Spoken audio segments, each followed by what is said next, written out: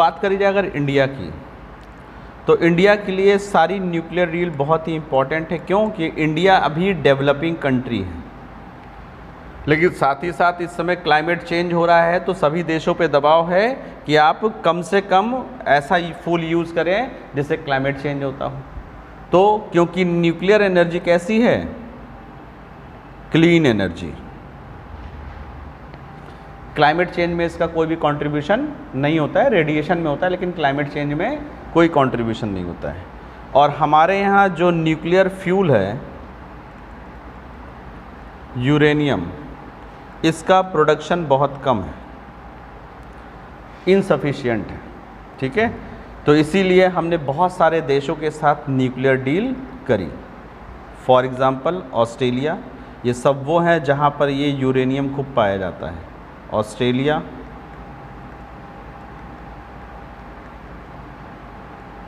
Canada, France, Japan, Tajikistan, यहाँ पर भी यूरेनियम पाया जाता है।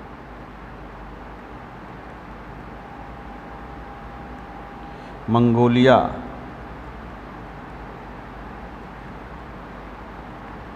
उज्बेकिस्तान,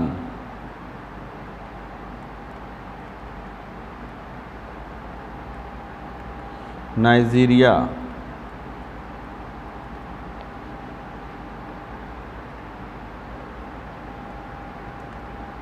रशिया, साउथ कोरिया और USA.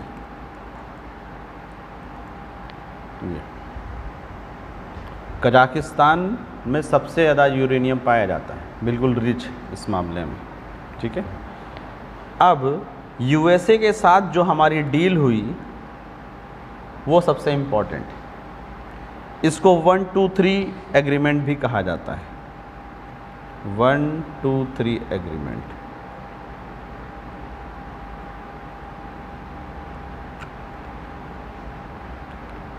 India US,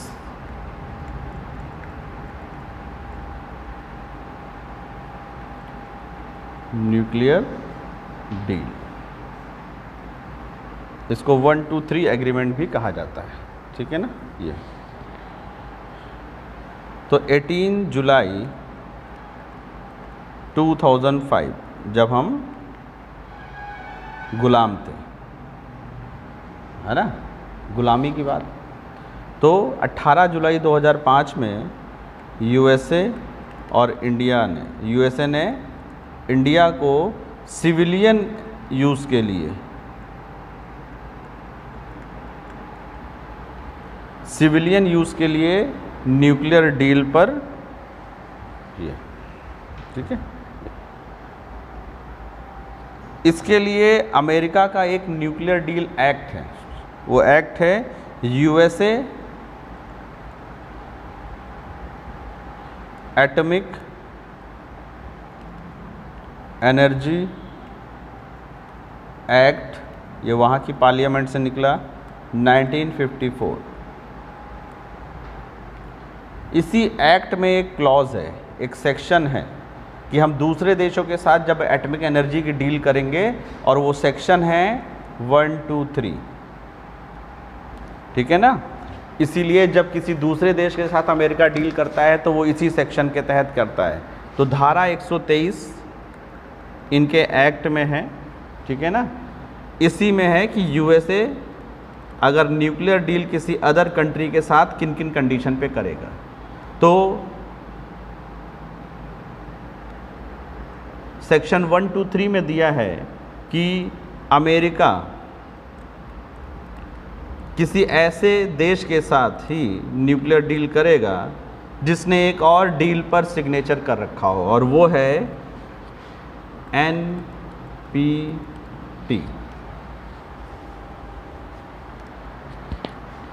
non proliferation of nuclear weapon. 1958 की ट्रीटी है आपकी, परमाणु अप्रसार संधि, non proliferation of nuclear weapon, कि भाई जिन देशों के पास न्यूक्लियर वेपन है वो दूसरे देशों को नहीं देंगे, क्या बनाने के लिए? बॉम्ब बनाने के लिए। तो भारत ने एनपीटी पे सिग्नेचर नहीं किया, और अमेरिका का था कि जो एनपीटी पे सिग्नेचर करेगा उसी को हम जो है क्या देंगे? यूरेनियम देंगे, अदरवाइज न्यूक्लियर टेक्नोलॉजी हम नहीं देंगे जी। और भारत ने एनपीटी पर सिग्नेचर नहीं किया हुआ है जी। तो इसकी वजह से वहाँ के एक पार्लियामेंटेरियन थे, है ना, सीनेटर हेनरी हाइड, ठीक है, तो उन्होंने थोड़े से चेंज किए इसमें, और इसीलिए उसको हाइड एक्ट कहा जाता है। हाइड एक्ट 2006 किसने दिया था इस पे? हेनरी हाइड, उन्हीं के नाम पर है, ठीक है। और उसमें कुछ चेंज कर दिए गए, और उसकी वजह से भारत के साथ न्यूक्लियर डील हो गई, ठीक है ना। तो वो चेंज देखिए क्या किए गए, 2006 में किए गए। पहला चेंज किया गया इसमें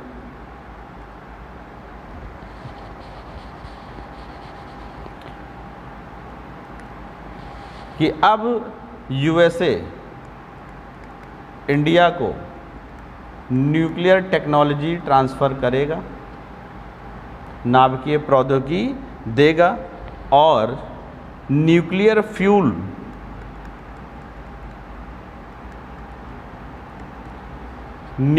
फ्यूल का स्ट्रेटेजिक रिजर्व भी बनाने का प्रोसेस करेगा। रणनीतिक भंडार, स्ट्रेटेजिक रिजर्व, जैसे कोल रिजर्व अगर ना हो तो हम कोयले का प्लांट लगा ले, लेकिन अगर कोयला ना मिले तो फिर क्या होगा? तो इसीलिए भारत को स्ट्रेटेजिक रिजर्व बनाने के लिए हेल्प करेगा कौन? अमेरिका। ये इस डील में हो गया। अमेरिकन का मान लीजिए किसी वजह से हम आपको नहीं दे पाएंगे तो हम किसी दूसरे देश से कहेंगे तुम दे दो भारत, ये हो गया। तो स्ट्रेटेजिक रिजर्व का मतलब होता है इतना न्यूक्लियर फ्यूल कि 1 साल तक का रिजर्व हमारे पास होना चाहिए कम से कम, कि हमारे प्लांट में, है ना, न्यूक्लियर एनर्जी बनाने के लिए 1 साल का फ्यूल हमारे पास होना चाहिए, न्यूक्लियर फ्यूल ये। और इसमें था कि अगर किसी वजह से अमेरिका, भाई हमेशा राष्ट्रपति बदलते रहते हैं, और यहाँ पर इस डील को राष्ट्रपति देखता है, इस डील को सिर्फ और सिर्फ वहाँ का राष्ट्रपति देखता है, न्यूक्लियर 1, 2, 3 जो है। तो अगर है कि अगर अमेरिका नहीं दे पाएगा तो वो दूसरे देशों से भारत को उपलब्ध करवा देगा जो भी चीज़ ज़रूरत पड़ेगी, ठीक है। ये दूसरा क्लॉज इसमें था जो जोड़ा जा रहा था कि जो कि काफ़ी सेंसिटिव इशू था, कि अगर इंडिया ने न्यूक्लियर टेस्ट किया, एक बार हो चुका था, कि अगर इंडिया ने न्यूक्लियर टेस्ट किया तो ये ट्रीटी को ख़त्म कर देंगे। ट्रीटी ख़त्म करने का मतलब कि भारत को न्यूक्लियर फ्यूल नहीं मिलेगा, यही तो होगा, ठीक है। ये अगर भारत नाभिकीय परीक्षण करेगा तो ये समझौता तुरंत ख़त्म हो जाएगा। तब भारत ने इसमें ऑब्जेक्शन लिया, उन्होंने कहा कि देखिए इस चीज़ को अलग रखिए, अगर हम टेस्ट करते हैं तो आप उस सिचुएशन को समझने की कोशिश करिएगा कि आखिर हमने टेस्ट क्यों किया। हो सकता है पाकिस्तान टेस्ट कर रहा हो, हमें उसको दिखाना है, हो सकता है चाइना टेस्ट कर रहा हो, हमें चाइना को दिखाना है कि तुम्हारे पास न्यूक्लियर वेपन है तो हमारे पास भी है। तो आपको हमारी कंडीशंस को समझना होगा, तो इस चीज़ को फिर अलग कर दिया गया। वरना एक चीज़ ये रखी जा रही थी कि अगर इंडिया ने न्यूक्लियर टेस्ट किया तो एग्रीमेंट ख़त्म हो जाएगा, बोले नहीं, एग्रीमेंट इतनी आसानी से ख़त्म नहीं होगा। अगर हम न्यूक्लियर टेस्ट करते हैं तो आपको हमारी सिचुएशंस को समझना होगा। अगर हमने ज़बरदस्ती किया तो बात अलग है, लेकिन मान लो हमने पाकिस्तान को दिखाने के लिए किया तो फिर हमारे उस पर बैन ना किया जाए। ये सारी चीज़ें, ठीक है। ये और इसमें बोला गया कि अगर एग्रीमेंट को ख़त्म करना भी है तो 1 साल पहले नोटिस दोनों को देना होगा। भारत ख़त्म करना चाहता है तो भारत को 1 साल पहले नोटिस देना होगा, और अमेरिका ख़त्म करना चाहता है तो उसको, ताकि हम अपनी तैयारी कर सकें। तो 1 साल का नोटिस इसमें रखा गया। इसी को 123 एग्रीमेंट कहा जाता है। तो 123 एग्रीमेंट उसका वो सेक्शन है जिसके आधार पर ये है। तो जो ये आपका 123 एग्रीमेंट है, इसको यूएस का प्रेसिडेंट देखता है, ये है। और इसी वजह से इसमें स्टेबिलिटी बनी रहती है, क्योंकि प्रेसिडेंट अकेले इस पर डिसीजन लेता है ना। तो इसीलिए इसमें माना जाता है कि स्टेबिलिटी यहाँ पर बनी है। यही है हमारा न्यूक्लियर डील अमेरिका के साथ। ठीक है, चलिए अगला हम देखने जा रहे हैं कि न्यूक्लियर एनर्जी सिक्योर है कि नहीं। हमें अब ये देखना है कि न्यूक्लियर एनर्जी जो है हमारी सिक्योर है या नहीं। तो कुछ लोग ने इसके पक्ष में दिया, कुछ लोगों ने विपक्ष में दिया, दोनों चीज़ें देखेंगे।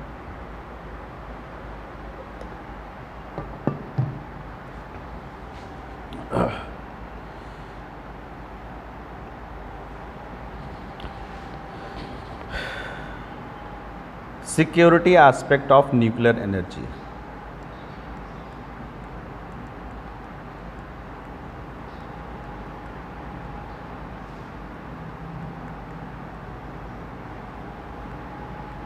ठीक है, सुरक्षा संबंधी मुद्दे। तो कुछ लोगों ने इसके फेवर में बात करी। तो फेवर में क्या कह रहे हैं, पक्ष में पक्ष में ये है कि भैया कोयले के कंपैरिजन में बहुत कम यूरेनियम से इतनी सारी एनर्जी बन जाती है। तो कोयले के कंपैरिजन में बहुत ही कम यूरेनियम की आवश्यकता पड़ती है और ज़्यादा से ज़्यादा एनर्जी हम लोग प्रोड्यूस कर सकते हैं। दूसरा है कोयला वगैरह जो है जितना लिया जाता है उसका 50% से तो एनर्जी बनती, बाकी ऐश में या राख में बदल जाता है। इसकी इफ़िशियंसी जो है न्यूक्लियर एनर्जी की 92% है, कि अगर हमने लिया 1 ग्राम यूरेनियम तो 92% उसका एनर्जी में कन्वर्ट हो जाएगा, बाकी रह जाएगा। ठीक है, दूसरा ये है कि अगर यूरेनियम का एक स्लाइस हम लेते हैं जो उसमें यूज़ किया जाता होगा इतना बड़ा सा, इसी को फ्यूल पैलेट कहा जाता है। फ्यूल पैलेट यूरेनियम का इतना छोटा सा 235 या 33 कुछ भी, ये कितने उसके बराबर होता है सोचिए, 1 टन कोयले के बराबर। 1000 किलो कोल, इतनी एनर्जी निकलेगी इतने से, है ना। तो ट्रांसपोर्टेशन सस्ता पड़ेगा, वरना देखो कोयला ट्रेन से जाता है उसमें डीजल भी फूकता है, बिजली भी फूकती है ना। और 149 गैलन ऑयल, क्रूड ऑयल या ऑयल, चाहे पेट्रोल ले ले चाहे डीजल, और इतने से जो एनर्जी निकलेगी 17,000 क्यूबिक फीट नेचुरल गैस। सोचिए इतनी 17,000 क्यूबिक फीट नेचुरल गैस के बराबर एक छोटा सा आपका इससे इतनी एनर्जी निकलती है, इतना। तो सबसे अच्छी चीज़ तो यही है, क्वांटिटी कम है वर्ल्ड में तो क्या हुआ, ज़रूरत भी तो कम लग रही है हमें, है ना। इतना छोटा सा एक लिया और उससे इतने के बराबर। तो अब इसका ट्रांसपोर्टेशन सस्ता हो जाएगा कि नहीं हो जाएगा, है ना। अटैची में रखे निकल लिए, वरना देखिए पूरा का पूरा ट्रेन भर के कोयला आ रहा है, सीएनजी भर के आ रही है, पेट्रोल भर के आ रहा है, और उसको लाने में फिर से ट्रांसपोर्टेशन कॉस्ट बढ़ती है। तो इसकी वजह से क्या हो जाता है, ट्रांसपोर्टेशन ईजी हो जाता है, कॉस्ट भी कम हो जाता है। तो इसका परिवहन सस्ता हो जाता है और सरल रहता है, इजी। ट्रांसपोर्टेशन क्या हो जाता है, इजी रहता है। ऊपर से क्या है, ये क्लीन एनर्जी है, इन्वायरमेंट या क्लाइमेट चेंज पे इस पर कोई असर नहीं होगा। तो स्वच्छ और पर्यावरण के अनुकूल है, क्लीन और इन्वायरमेंट फ्रेंडली, कोई धुआं हुआ नहीं, कुछ भी नहीं, है ना। तो ये क्लीन है और इन्वायरमेंट फ्रेंडली। ये, क्योंकि अगर कोयले की बात करी जाए तो जो कोल प्लांट्स होते हैं, थर्मल पावर प्लांट्स होते हैं ना कोयले वाले, जो आपके एनटीपीसी, एक साल में 10 लाख टन CO2 इमिशन होता है। हाँ, एक साल में 10 लाख टन CO2 का इमिशन करता है आपका एनटीपीसी का प्लांट, आप समझ लीजिए। लेकिन ज़रूरी है, नहीं लाइट नहीं आएगी फिर, ये भी तो ज़रूरी, इसलिए करना भी ज़रूरी है ना ये। और लगभग 30+ कंट्री हैं जहां पर न्यूक्लियर एनर्जी यूज़ करी जा रही है।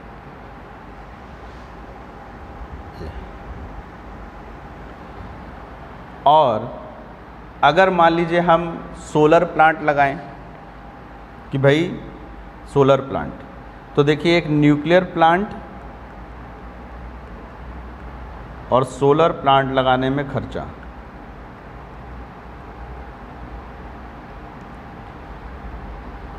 न्यूक्लियर प्लांट लगाने में $2.5 बिलियन लगता है,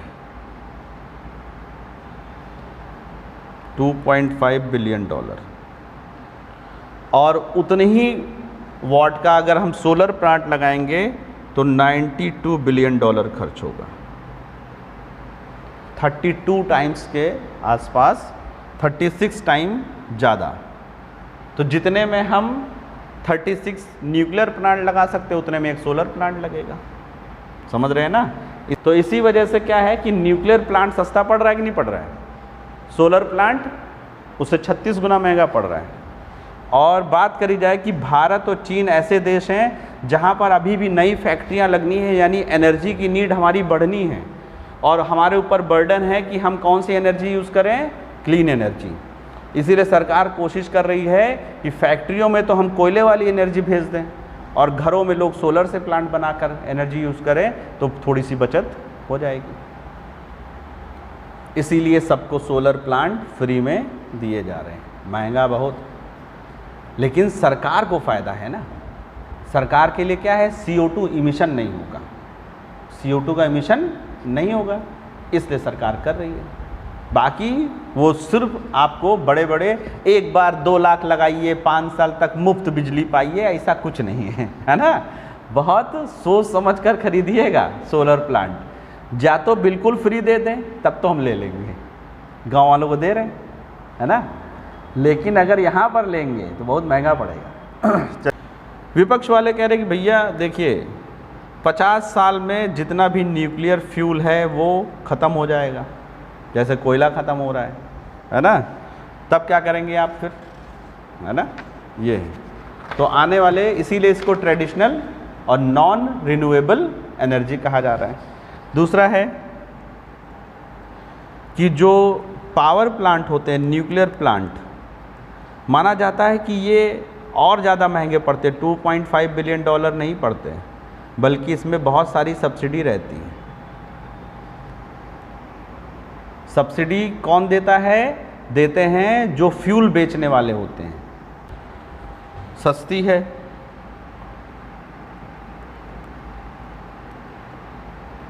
लेकिन ऐसा नहीं है, इससे रेडिएशन का खतरा बहुत रहता है, समझ रहे हैं ना, रेडिएशन का रहता है। और अगर कहीं ब्लास्ट हो गया तो लोग भी निपट जाएंगे, है ना। अनकंट्रोल्ड, मान लीजिए कैडमियम रॉड टूट गई, न्यूट्रॉन एब्जॉर्बेशन बंद हो गया, है ना, और फिर क्या हो जाएगा, अनकंट्रोल्ड चेन रिएक्शन हो जाएगी और फिर वो परमाणु बम की जगह दगेगा, है ना। इसीलिए ज़्यादातर न्यूक्लियर प्लांट जो है ओशन के कोस्ट पर बनाए जाते हैं, है ना, कोस्ट पर ही बनाए जाते हैं ताकि कम से कम नुकसान हो। तो इससे हमेशा न्यूक्लियर पोल्यूशन फैलता है, रेडिएशन, और उससे कहीं आप इन्फेक्शन हो गया तो जीन्स तक चेंज हो जाते हैं, है ना। इसी तरह हुआ था चेरनोबिल, जाकर ख़त्म हुआ है, कम से कम 40 साल के बाद, 50 साल के आसपास हो रहा है, ठीक है ना। तो जो यूक्रेन है आज वो उसी में था, तो ये उस समय सोवियत संघ का था, जो आज यूक्रेन बन गया है। तो उस समय ये यूक्रेन में, आज के यूक्रेन में था, और उस समय के USSR 86 में हुआ था ये, तो 86 में यूएसएसआर था और यूक्रेन जो कंट्री नहीं था उस समय, बल्कि वो सोवियत संघ का भाग था जी। तो यहाँ पर फट गया था और रेडिएशन अब जाकर ख़त्म हुआ है। ये मान के चलिए 40 साल होने को आए हैं, अब जाकर यहाँ पर रेडिएशन, और खूब यहाँ पर रेडिएशन को एब्जॉर्ब करने वाले वेजिटेशन लगाई गई, खूब वेजिटेशन लगाई गई। जब भी यहाँ जाते थे पूरा पहन के जाना पड़ता था, ये मान लीजिए, ठीक है। ये दूसरा है कि बहुत सारे देशों ने क्या किया है कि अपने यहाँ पर न्यूक्लियर एनर्जी पावर प्लांट को सीक्वेंसली धीरे धीरे ख़त्म कर रहे हैं, क्योंकि इसी डर की वजह से कि इससे रेडिएशन का खतरा रहेगा और टेररिस्ट आएगा, क्या करेगा, बॉम्ब इसी में लगा के चला जाएगा और हमारा पूरा शहर तबाह हो जाएगा, है ना। यही चीज़ है, कई मूवीज़ में ये दिखाया गया है कि वो क्या कर रहे हैं, आपके न्यूक्लियर पावर प्लांट को दगाने के लिए बॉम्ब लगा के चले गए, और उसको अगर दग गया तो रेडिएशन लीक होगा। तो सबसे बड़ा खतरा यही है।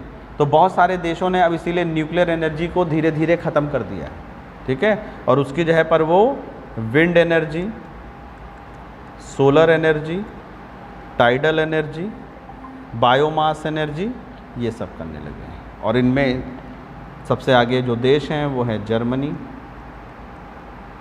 Belgium, Spain. ये इन्होंने अपने यहाँ सारे न्यूक्लियर प्रोग्राम्स बंद कर दिए। सारे न्यूक्लियर प्रोग्राम्स जो चल रहे थे आगे बढ़ाने के, सारे न्यूक्लियर प्रोग्राम इन लोगों ने बंद कर दिए सारे, ठीक है। तो ये हो गया आपका न्यूक्लियर एनर्जी।